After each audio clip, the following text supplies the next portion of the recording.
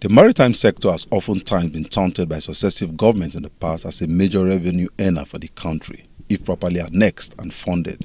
But efforts by most governments have often met with bottlenecks that have stunted these laudable ideas. But there seems to be hope in sight for the sector as lawmakers in the Green Chambers are on the verge of passing a bill for the establishment of a maritime development bank to achieve this dream, as the bill introduced by Honorable Mohammed Galolo from Bauchi State passed for second reading in the House. This bill seeks to establish the Marine Development Bank with powers, among other things, to carry on the business of marine credit insurance and for matters connected therewith. Lawmakers in support of the motion say maritime sector is capable of addressing the nation's economic challenges and also creation of over 2 million jobs for the teeming unemployed youth across the country, and also capable of easing youth restiveness in the Niger Delta region. They argued that short-term portfolio of commercial banks makes it almost impossible to support long-term funding of the private sector businesses, hence the need for a specialized bank for the maritime sector. To disagree with this specific bill will be doing a major injustice to our great economy, because I am strongly of the opinion that a bank that has this level of specialization will give us the opportunity of investing more in this sector, and we will be able to look at the local content of this particular industry. The issues of sectors, every riverine areas in our country will be highly developed because of this bank. Mr. Speaker, I think this bank is in order, and we should be able to go ahead on this bank so that our marine sectors will be developed effectively. Our marine sectors will require a lot of revolution. Our marine sectors will employ a lot of people. Some lawmakers, however, warned of the temptation of always running to create special banks for every purpose whenever the need arises to avoid abuses, as they also argue that commercial banks have an all-encompassing department that deals with various sectors.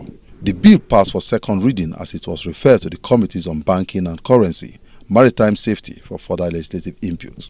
In a related development, the House has also adopted a motion to check the excesses of security agents with regards to the invasion of residence of law-abiding citizens, reminiscent of the Gestapo era of Nazi regime under Hitler Germany. Lawmakers frown at the manner in which the private residence of Senator Danjuma Goje, the chairman Senate Committee on Appropriation, was forcefully broken into and documents forcefully carted away, a move he described as gross violation of his fundamental rights as enshrined in the constitution of the country. The motion was introduced to the floor by Honorable Abubakar Ahmad from Gombe State. He says such act is capable of causing apprehension in the minds of citizens and cautioned that unless steps are taken to halt it, the nation may descend into a near-fascist state.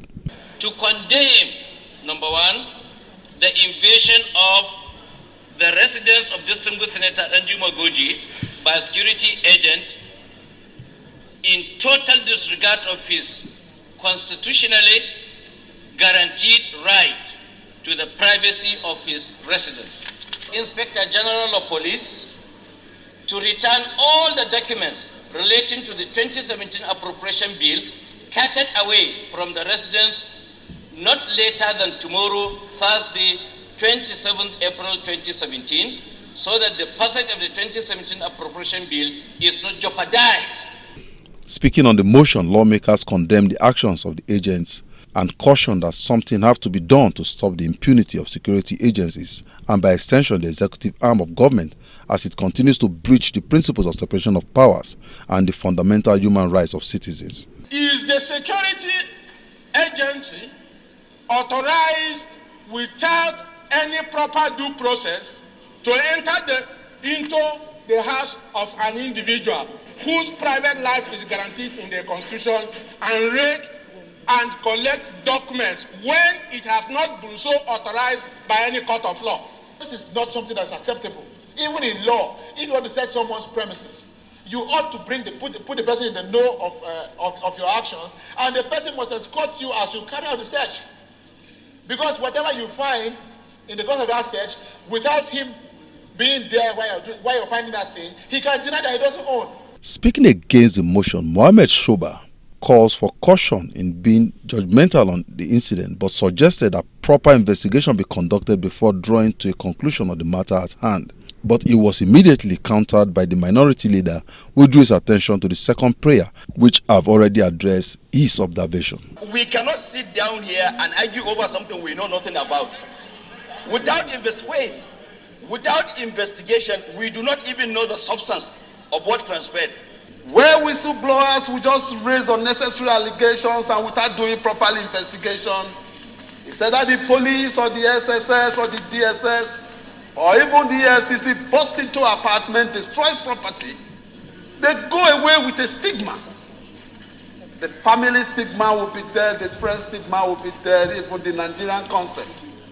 Where somebody is labeled as corrupt, that stigma will be there all his life because he will be considered corrupt. The House unanimously adopted a motion as it reached the decision to ask the Committee on National Intelligence and Security to liaise with the Inspector General of Police to explain what warranted the invasion and report back in 2 weeks for further legislative action on the matter.